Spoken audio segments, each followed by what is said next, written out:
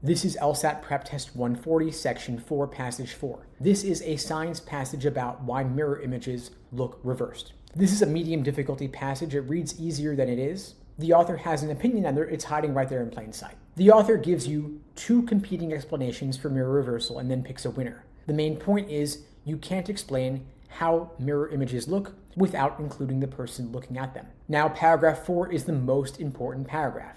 That's where the author stops being polite and tells you straightforwardly why one side loses, and we're going to get there. But first, you got to see how the whole thing builds up. Paragraph 1 gives you the first explanation. It's called the field of sight explanation. When you turn from an object to its reflection, you rotate your head, and the direction you rotate determines what looks flipped. We usually turn side to side, so images look reversed left to right. That's it. That's the whole idea. Read this at a normal speed. There's nothing tricky, nothing hidden. Just get the concept and keep moving. Then paragraph 2 brings in the competition. Some physicists say mirrors actually reverse things front to back. Picture a copy of the chair sitting inside the mirror facing the real one. That is the mental model. You want to slow down here. Because the author isn't just describing this view, because look at the last sentence. The author calls it clearly based on a false premise. Not possibly flawed or debatable, but false. So that one word, clearly, is a verdict. Now, most students breeze past it because the rest of the paragraph looks like a neutral description, but it's not neutral. The author just told you this explanation is built on something that is not real. If you catch that, you're going to be way ahead of most test takers. Now, paragraph 3 is where students get tricked. The whole paragraph explains why the front to back explanation feels so convincing. Because we think in terms of mental pictures, not raw sense data. And mirrors exploit that. They make a flat surface look deep. We don't even focus on the mirror itself. We look through it into space that does not exist. And the passage walks you through all of this so smoothly it feels like they're praising it, but they're not. This is just a diagnosis. The author is explaining why smart people fall for a bad explanation. Every nice thing in this paragraph has a qualifier attached. They'll say, it seems natural. It works to a point. Those phrases are doing the author's dirty work. So if you read paragraph 3 as support for the front to back view, you're going to get questions wrong. Read it as the author saying, here's why this mistake is so easy to make. Now, paragraph 4 is the kill shot.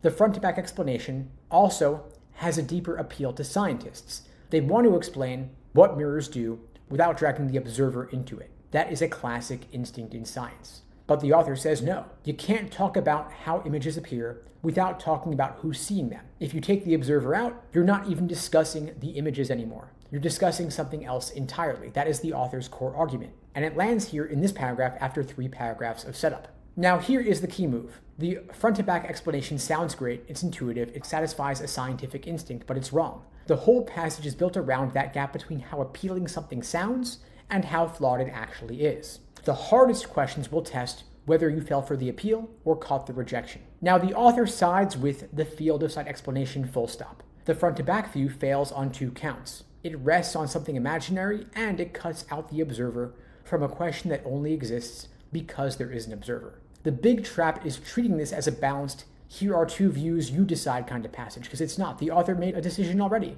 Paragraph 2 flags the false premise. Paragraph 3 explains the seduction, and paragraph 4 closes the door. If you miss that arc, you're going to pick answers that treat both explanations as being equally valid. And that's going to burn you on main point, author attitude questions, and especially anything asking about the function of paragraph 3.